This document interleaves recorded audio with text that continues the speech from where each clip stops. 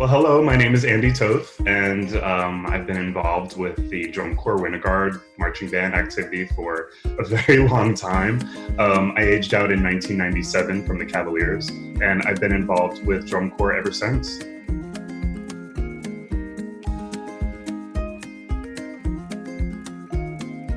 I was with the Cavaliers for the next 18 or so years until 2015.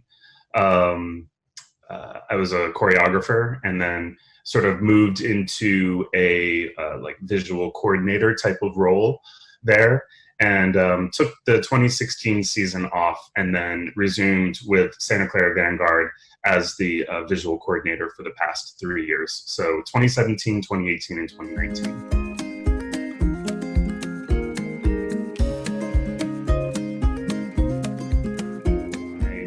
My first year at Cavaliers was 1996, and quite a few people competed from the Cavaliers, and I didn't know anything about it really, so I wanted to go and watch and see what it was all about, kind of see what the competition arena is like, what the programs are like, what gets credit, what gets applause, you know, how much work they put into it. So I took that season, 1996, to really just learn about it. And then in 1997, I came in with a plan to do it, and had a really great time doing it. I think that it's a fantastic opportunity for young people, particularly those for color guard anyway, that have a voice and want to move forward as a designer of some kind, choreographer. I think it's a great opportunity for them to test that out with the DCI INE. But it not only is it a great opportunity for the individual, but it's a great opportunity to represent the corps that you're with too. I know that so many, there are so many topics that were weighing on my mind when choosing a program or choosing what to wear or what the choreography would be, because I knew I wasn't representing only myself, but I was also representing the drum corps.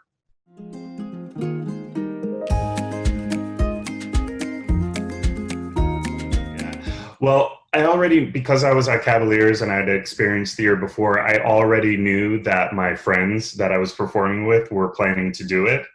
And, you know, there's a little bit of competitiveness. You know, this is also a competition. And part of the reason why I didn't do it the first year is because I really didn't know what I was getting into. And I didn't want to play a game that I didn't know the rules to first. So that's why I chose to sit out the first one and observe it and see how it all goes down, and then do it the next year. And so I felt like I knew that I wanted to be involved in some ways in color guard for as long as I possibly could. This was my age out, and I had already started working with some of the people I'd mentioned before with high school groups, and I knew I was developing a voice as a choreographer, and I thought that this was a great opportunity and a great platform to get out there and get some feedback and represent myself and the drum corps at the same time.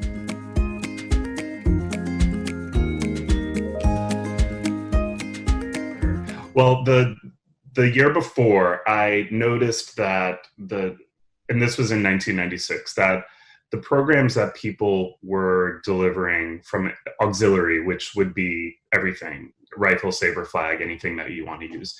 At that time, there was a separate flag only. I think there was a separate dance only, but this was everything combined. And I was watching, it seemed to be one or the other. It seemed that it was very staccato, very aggressive, particularly from the gentlemen that were doing it, whether it was the Madison Scouts or Cavaliers. Those were the two main people that I saw competing anyway that year.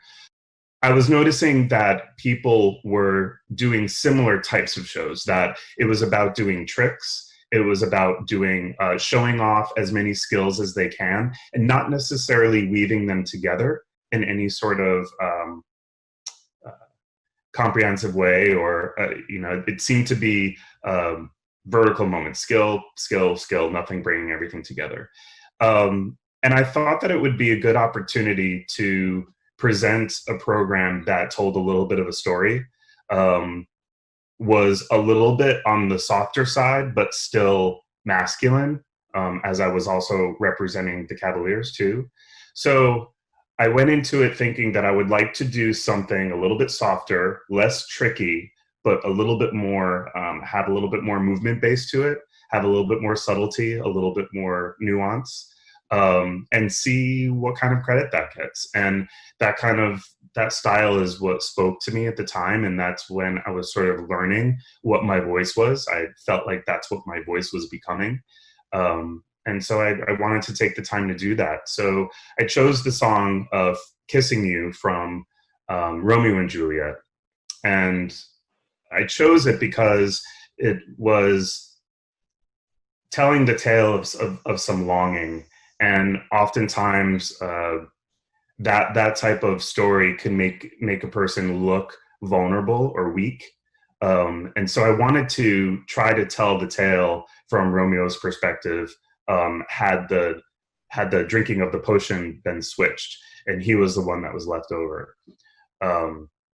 And so when I was putting together the program, I took into consideration everything that I saw the year before, where it was performed, what the lighting was like, whether it was inside, outside, how many audience, how many people were in the audience, how close I would be to the judges. I remember getting the feedback or sort of a packet from DCI describing, this is the size stage that you're going to be on. This is the size of the ceiling, or this is where the lighting's coming from.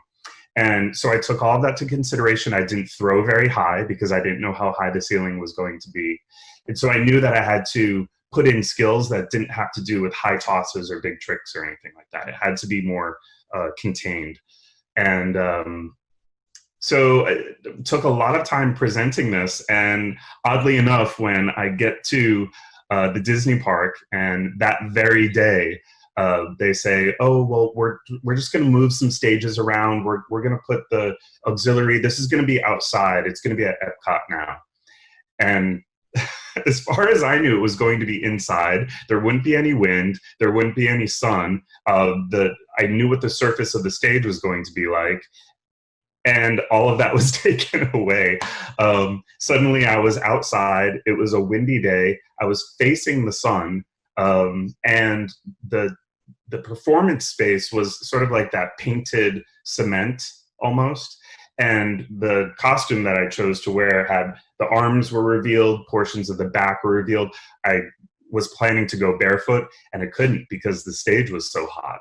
So I only had my flip-flops with me, and luckily a friend of mine was nearby, and he loaned me his shoes, and it kind of worked with the outfit that I had planned. So that part worked, but I do remember a moment just kind of laying on the stage on my back and being like, oh, okay, just fight through this, because it was really warm. But overall, the experience was still just how I thought it would be. You know, like there's this moment where you go to start and you're feeling like you only have one chance to do this, and you're the only person up there, and you can't really rely on anyone. It's a very vulnerable situation to be in. And fortunately, I had friends in the front row and lots of support. And I do remember finding there was a skill that I wanted to do in the beginning to show balance. And I remember falling off that just a little bit and just sort of clicking and being like, no, you only have one chance to do this. This is your time to do this. And from then on out, it was really wonderful. And I didn't get to know that if I won, I would get to do it again. So when I did win, I was elated that I could actually do it again and fix that mistake that I had made.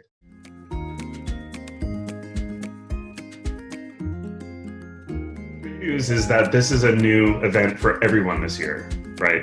It's not a live presentation that has happened in the past. So it's going to be new for everyone. So everyone is going to be in the same position. People aren't going to know what necessarily the limits or expectations, or, you know, there's obviously a set of rules that they'll want to follow, but why not go for it? What do you have to lose? You had nothing to lose. this is a great opportunity to put yourself out there and speak your voice and get some feedback and find out if this is something that you want to continue doing, because there's going to be critics out there too. Not everyone is going to love what you do. So if you get some feedback that you're not happy with, that's also positive feedback.